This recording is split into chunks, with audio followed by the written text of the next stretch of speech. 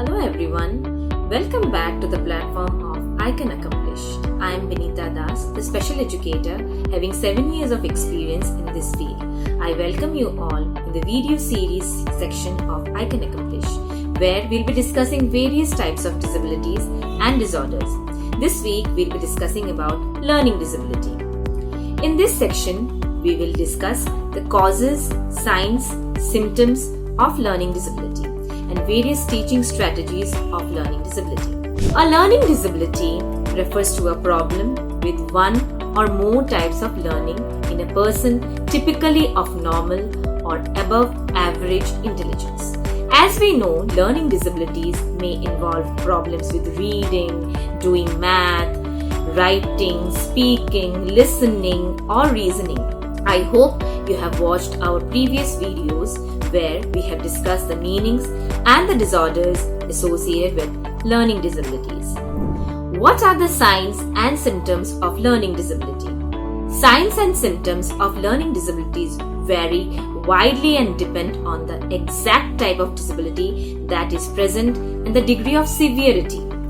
Few associated symptoms and signs can include problems reading or writing, clumsiness, difficulty paying attention, difficulty with math, poor memory, difficulty telling time, organization difficulties, difficulty following directions, performs differently from day to day, responds inappropriately in many instances, distractible, restless, impulsive, says one thing means another, difficult to discipline, doesn't adjust well to change, difficulty listening and remembering. What causes learning disabilities? The cause of learning disabilities is likely to be a combination of genetic and environmental influences that cause some people to process information differently. Researchers do not know of all the possible causes of learning disabilities, but they have found a range of risk factors during their work to find potential causes. Research shows that risk factors may be present from birth and tend to run in families. In fact, children who have a parent with learning disability are more likely to develop a learning disability themselves. To better understand learning disabilities, researchers are studying new children's brains, learn to read, write, and develop math skills. Researchers are working on interventions to help address the needs of those who struggle with reading the most, including those with learning disabilities, to improve learning and overall health. Factors that affect a fetus developing in the womb, such as alcohol or drug use, can put a child at higher risk for a learning problem or disability.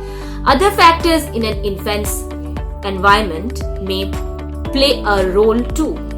These can include poor nutrition or exposure to lead in water or in paint. Young children who do not receive the support they need for their intellectual development may show signs of learning disabilities once they start school. Sometimes a person may develop a learning disability later in life due to injury. Possible causes in such a case include dementia or a traumatic brain injury. After knowing the causes, signs and symptoms of learning disability, we should also know what strategies teachers and parents should adapt for the children with learning disabilities. Teaching strategies of learning disabilities. There are various teaching strategies which we are using for the children who are diagnosed with learning disabilities.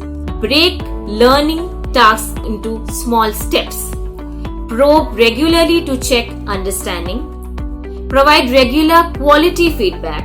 Present information visually and verbally. Use diagrams, graphics, and pictures to support instruction. Provide independent practice. Provide a quiet area for reading activities.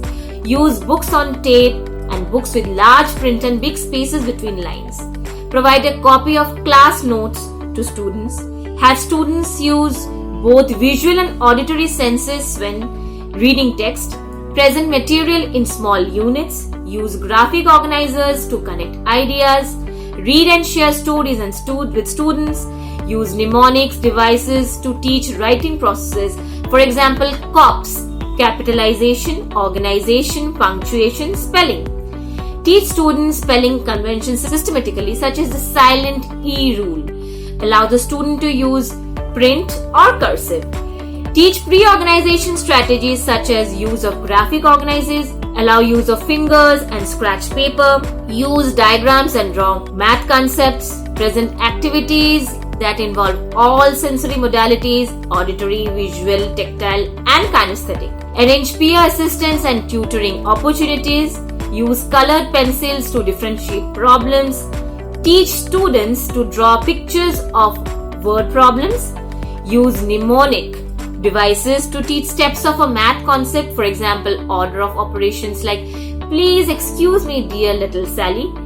Use rhythm and music to teach math facts and to set steps to a beat. Avoid overly complicated language in test questions and clearly separate items when spacing them on the exam sheet. Consider other forms of testing like oral, hands-on demonstration, open book, etc. Eliminate distractions while students are taking exams. These strategies, when used by the teachers or parents, help the children to do better and to get success in the academic life. With this note, we are ending our discussion today, but promise you all to bring more awareness and facts about the topic. So stay tuned until we meet again. Don't forget to press the like button and subscribe to the channel I Can Accomplish. Also visit our website www.icanaccomplish.com to know more about who are we and what we do. Don't forget to click the library section to see some more interesting videos. So I am Vinita saying bye-bye to all the viewers. See you soon.